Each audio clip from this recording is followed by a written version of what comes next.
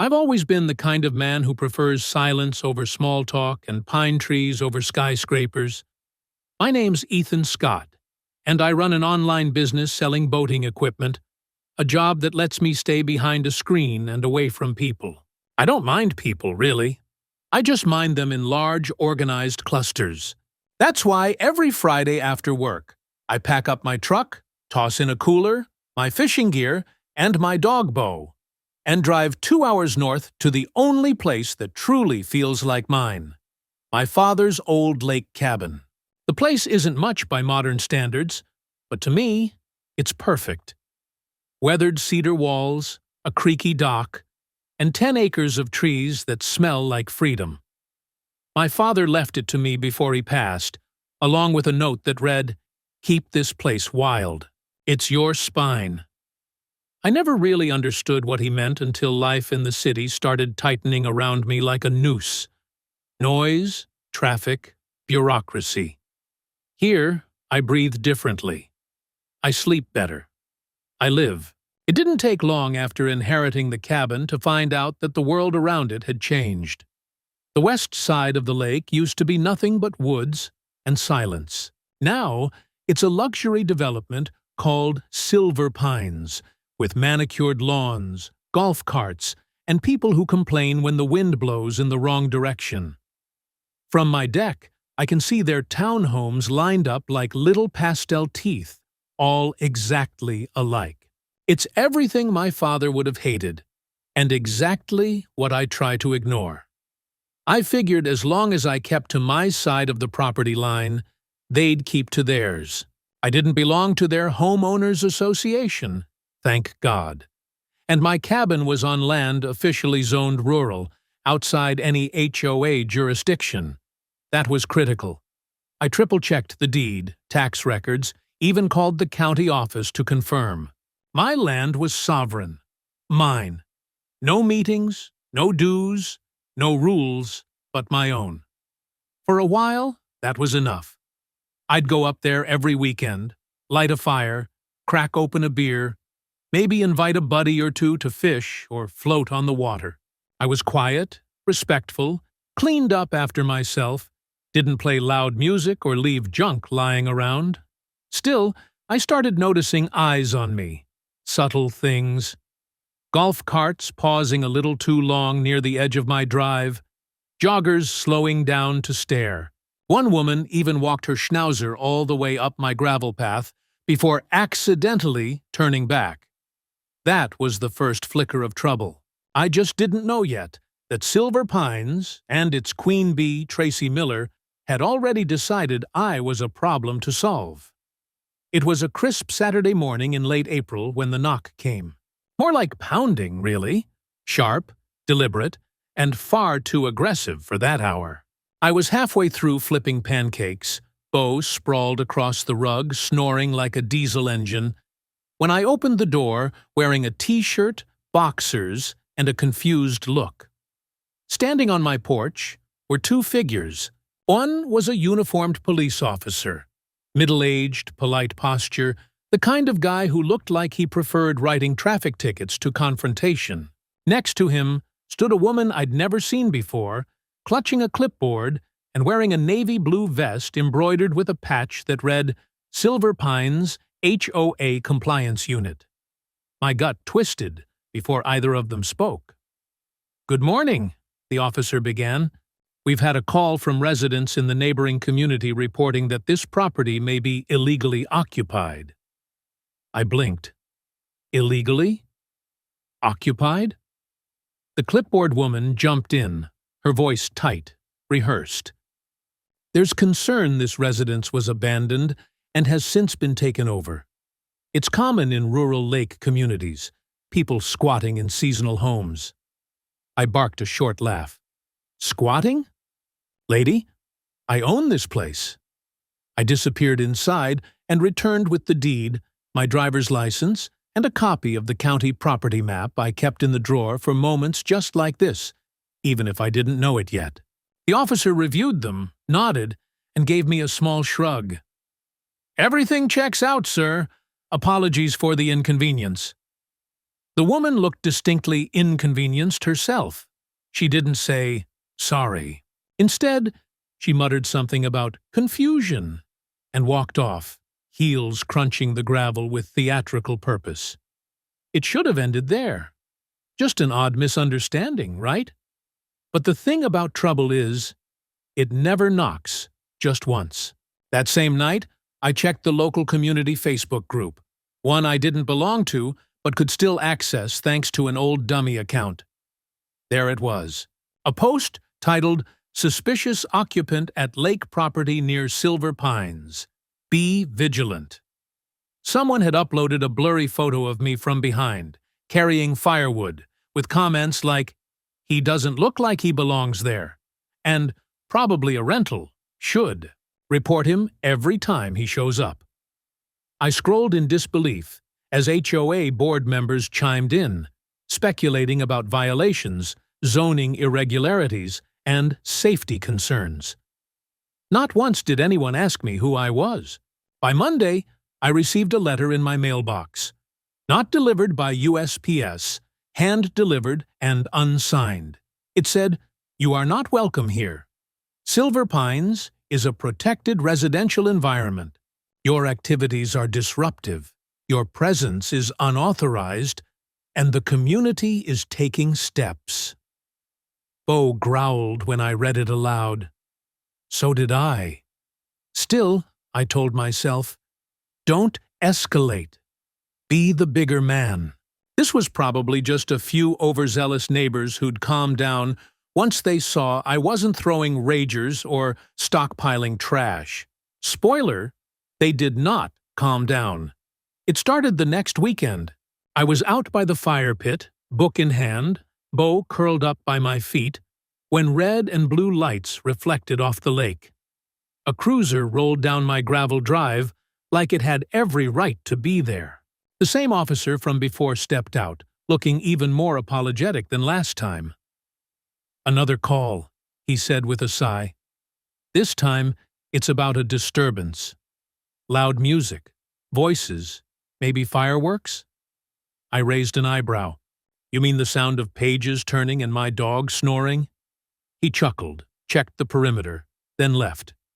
No citation, no complaint recorded, just a shrug and a warning. If they keep calling, we have to keep responding. And they did keep calling. The second visit came 3 days later. I wasn't even there. I was in the city, working. My neighbor across the lake, old Mr. Durbin, later told me he saw 2 deputies pacing around my porch looking confused. The report? Chainsaw noise and illegal tree removal. At 11 a.m. on a Tuesday, while I was 150 miles away. Visit 3? Excessive partying. That night I was roasting hot dogs by myself and watching a documentary about mushrooms. Real wild stuff. Visit 4? Unauthorized dock construction. Spoiler, the dock was built in the 1970s and hadn't changed a plank since. The 5th time the police came, I asked the responding officer, now a young guy with a mustache that screamed rookie, if there was a way to file harassment charges. He shook his head. Technically, the calls are being logged as public concerns. Even if they're nonsense, we're obligated to respond. By the time we hit double digits, I stopped bothering to put on pants. I kept a pair of sweatpants near the door and greeted officers like old friends. We joked about it, at first, but with every new report, the accusations got weirder. Suspicious animal activity, improvised structures, refused disposal in protected wetlands, public indecency, non-compliant mailbox. Yes, they actually tried to get me for a mailbox. The most surreal was number 11. I'd just come back from fishing, still in waders, when a stern-faced officer stepped out of his cruiser and announced, "Sir, we've received word that a pig is being kept on the premises in unsanitary conditions." A pig. I just stared at him. The only thing that squeals around here is my old screen door. Bo barked, as if in agreement. We walked around the property together.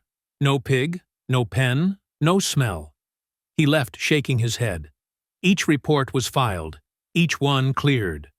But it wasn't the visits themselves that wore me down. It was the implication. The message was clear. We're watching you.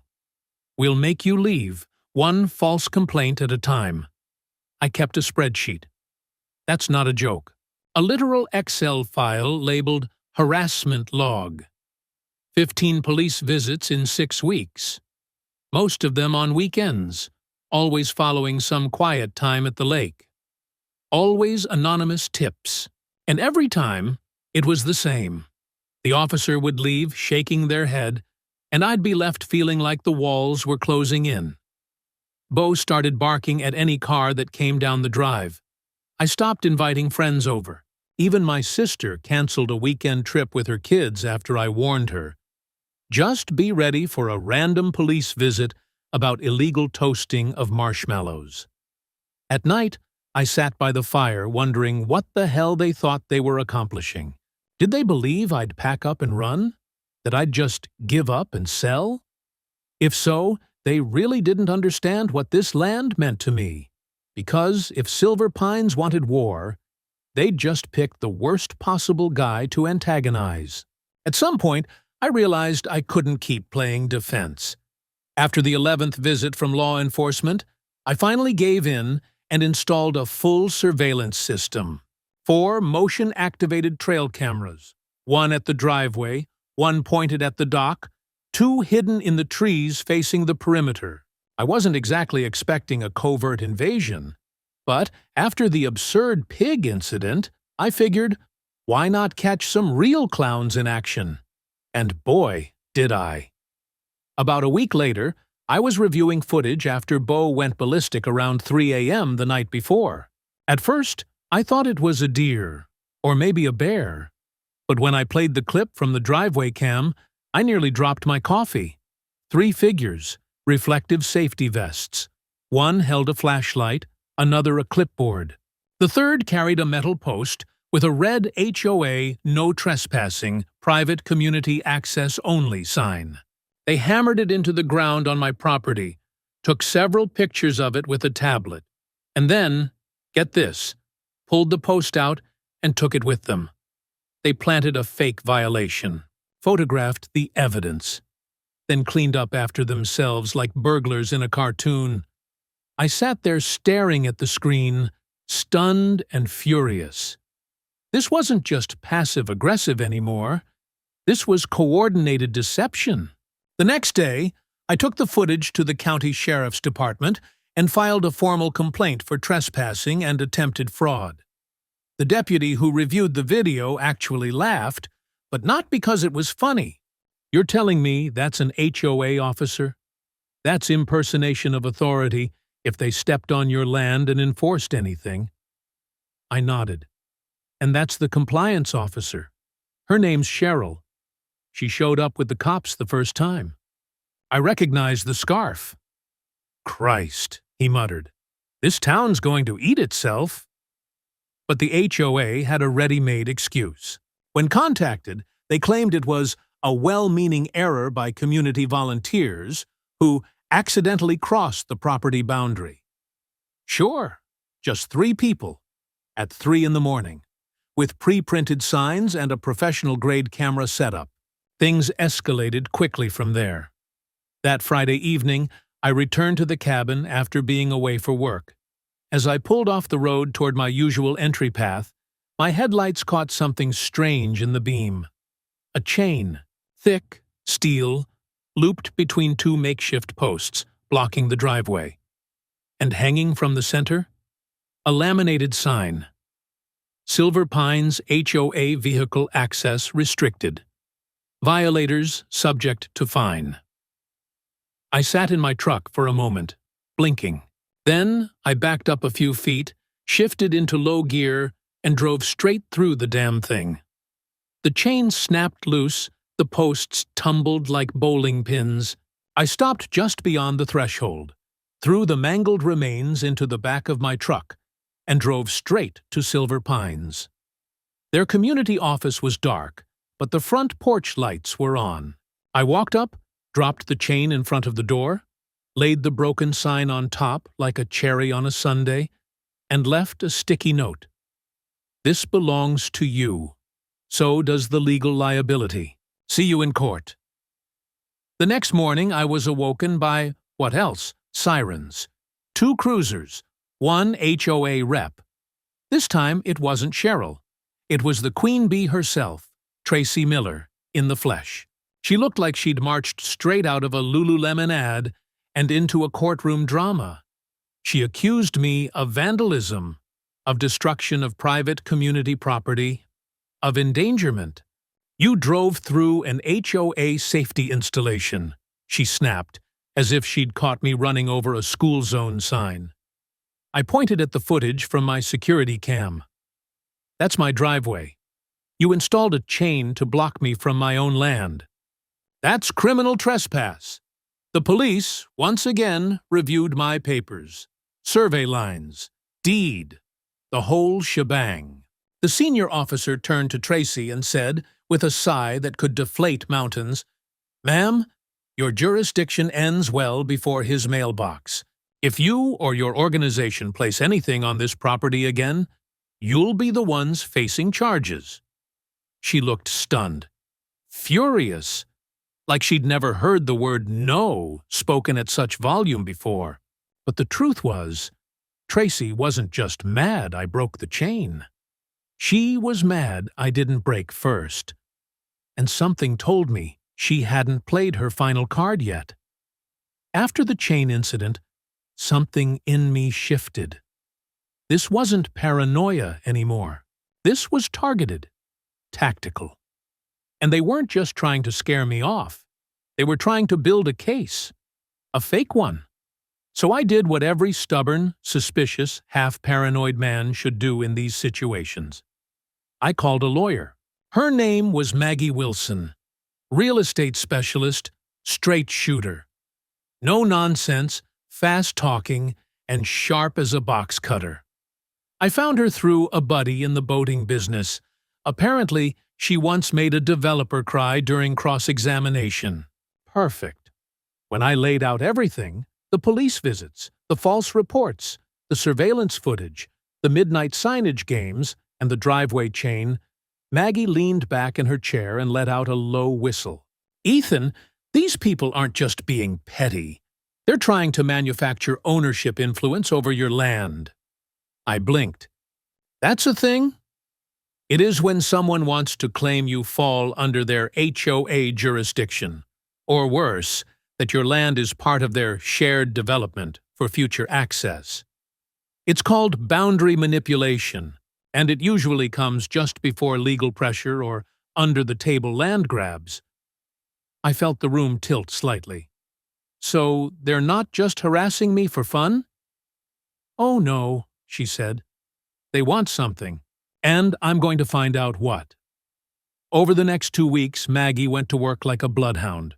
She filed information requests with the county, dug into land use maps, archived planning documents, tax logs, parcel lines. She called in a favor from a clerk in the zoning office. She even requested minutes from Silver Pines HOA board meetings, which, by law, had to be made public upon request. That's when the pieces started falling into place. HOA meeting notes from 6 months ago mentioned my property by parcel number. Not by name, just a cold legal reference. Discussed parcel 73C21, potential future access point to lake amenity, pending negotiation.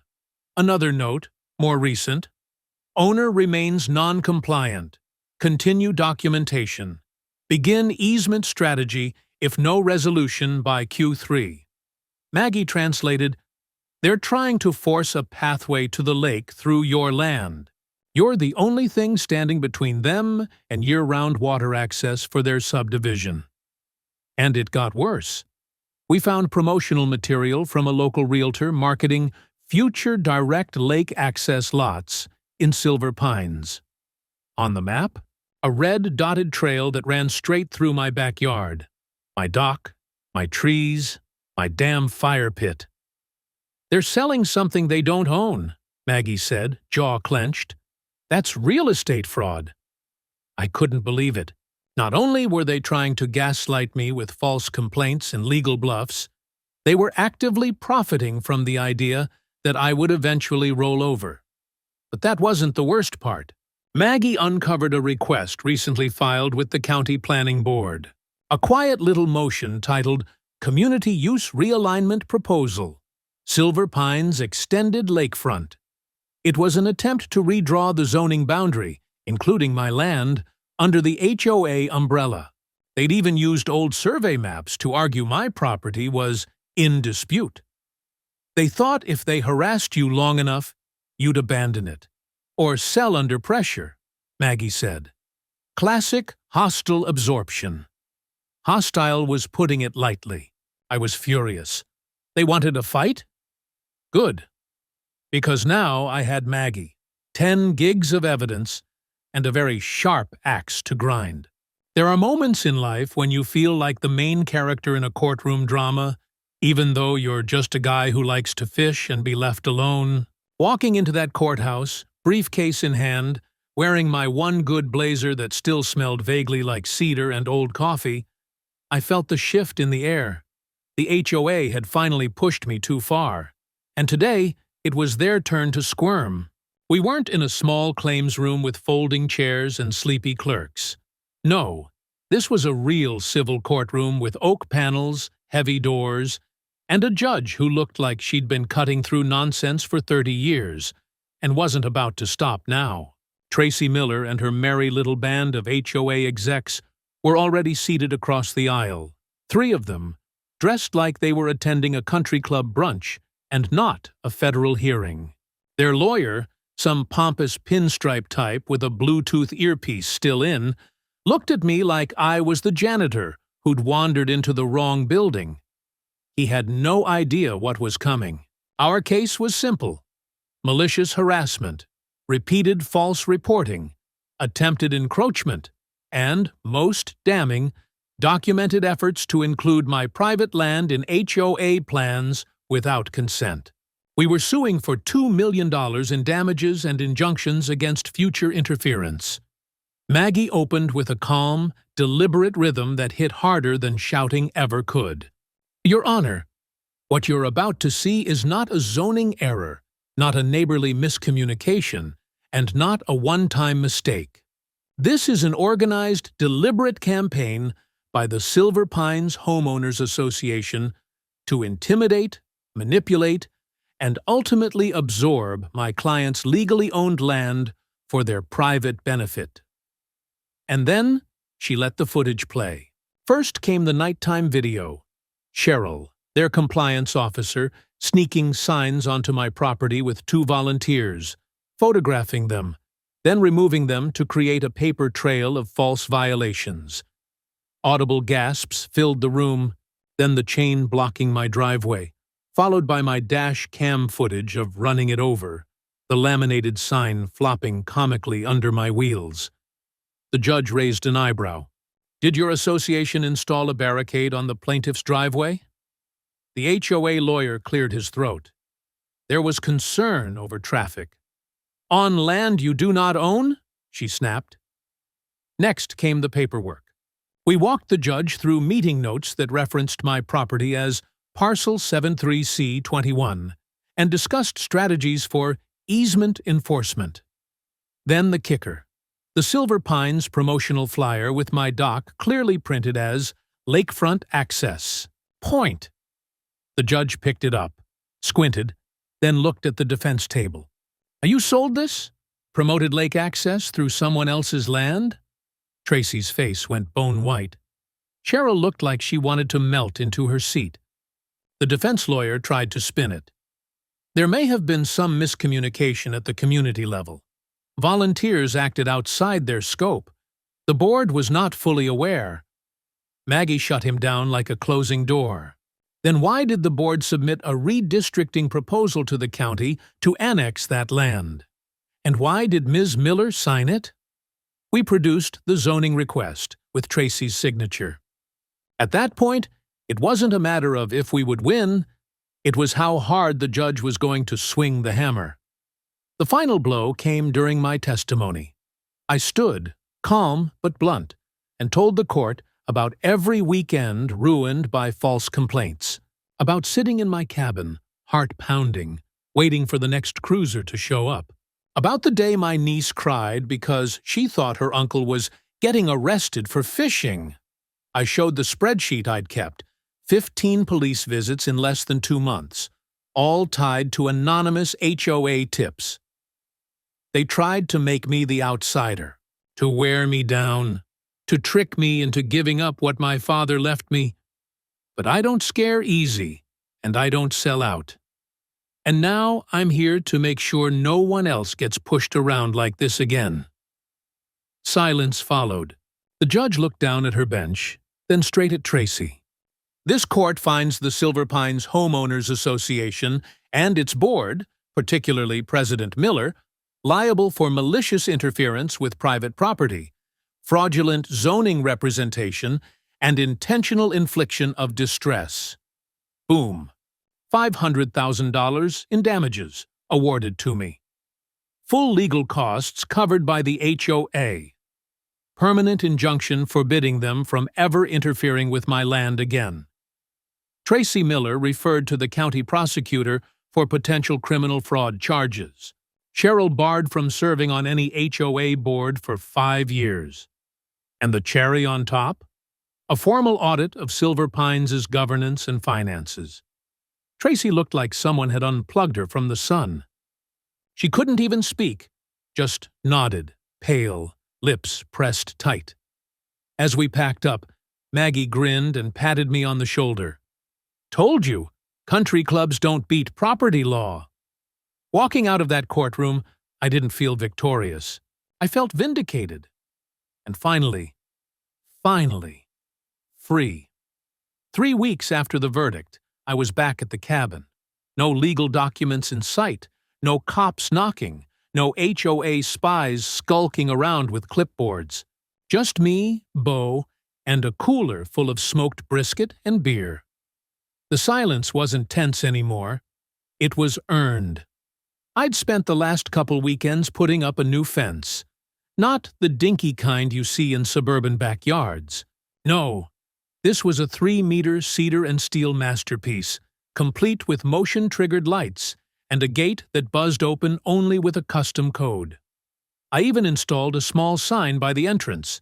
Private property. Not now. Not ever. HOA free zone.